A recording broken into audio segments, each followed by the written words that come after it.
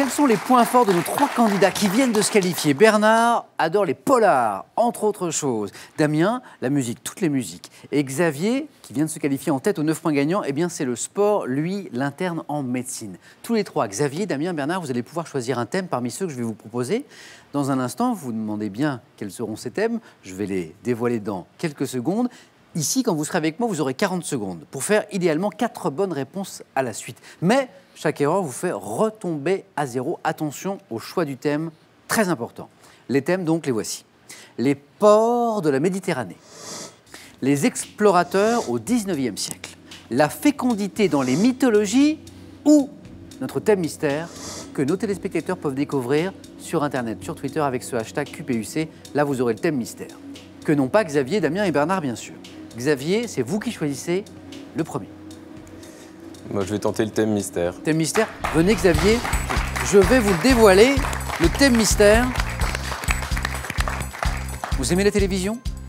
Ça peut aller, oui. C'est la notion de temps à la télévision. La notion de temps à la télévision. Parlons de télévision, justement, parce que vous, Xavier, donc interne en médecine, 8e année. Et à propos de médecine, donc là, vous êtes à la fin de l'internat. Vous vous destinez à quelle spécialité? Eh bien, je vais devenir, normal, si tout se passe bien, généraliste. Un très beau choix. Et Xavier, j'espère que c'est un aussi bon choix que celui-ci, thème mystère. Donc, la notion de temps à la télévision. Prêt?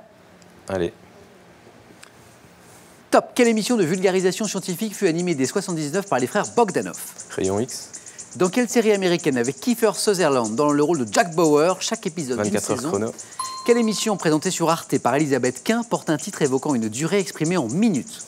10 minutes. En mars 2016, quel animateur a présenté sur France 3 l'émission L'heure H qui revenait sur 3 moments précis de l'histoire du monde? Quel JT de France 3, présenté notamment par Carole Gessler, porte un titre évoquant une tranche horaire? Soir 3. Jusqu'en juillet 2016, quelle émission consacrée à la décoration d'intérieur était sous-titrée Une semaine pour tout changer? Déco. En 1982 à 95, quelle émission politique fut présentée par François-Henri de Virieux? Je sais pas. Célèbre émission politique, François-Henri de Virieux, L'heure de vérité.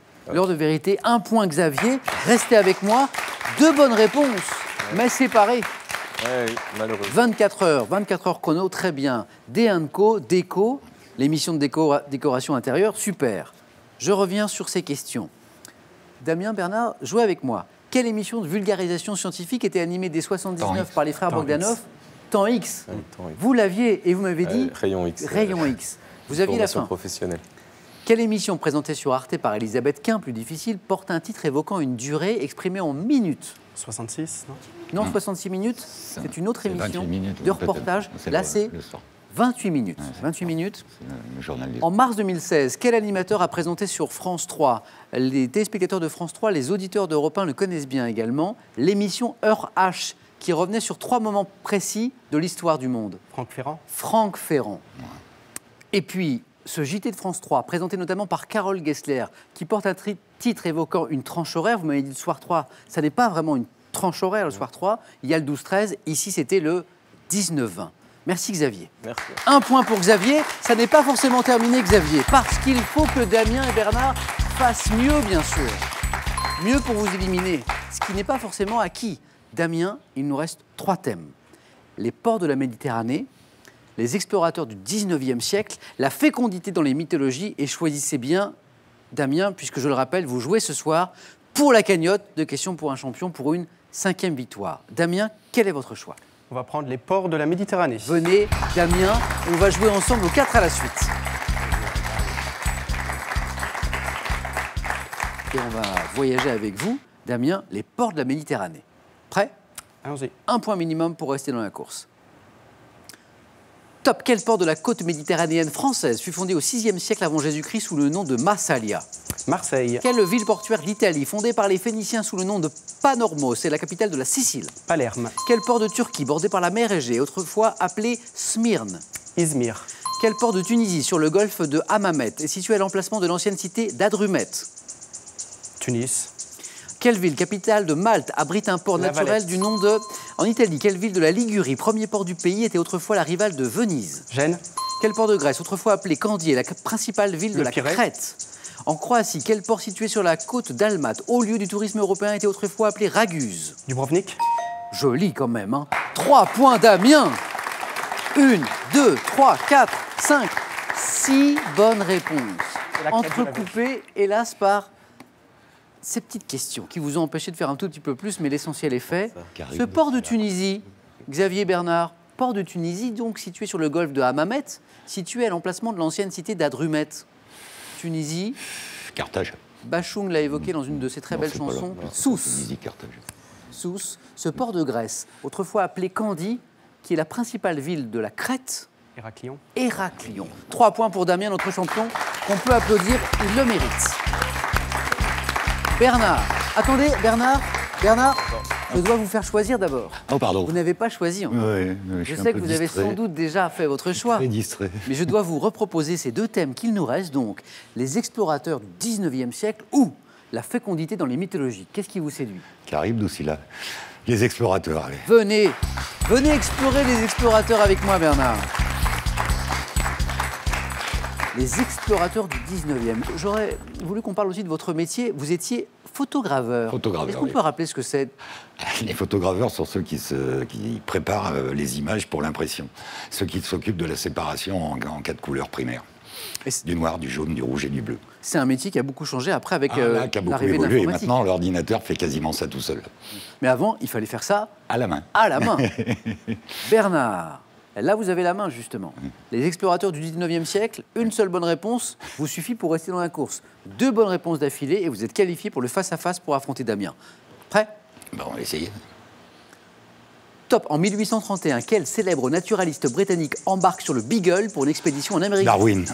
En 1856, de quel fleuve d'Afrique les explorateurs britanniques Richard Burton et John Speke partent-ils chercher les sources? L'Amazonie. En 1833, quel aristocrate et futur prêtre français part explorer le désert marocain et algérien avant de s'installer à Tamanrasset? Teilhard de Chardin. En 1805, quel explorateur écossais, premier occidental à parvenir jusqu'au fleuve Niger, disparaît lors de son second voyage? Stanley. En 1822, de Martinique. quelle chaîne de montagnes du nord-ouest des États-Unis le trappeur Jediah Smith ouvre-t-il la voie? Quelle chaîne de montagnes? Les Rocheuses.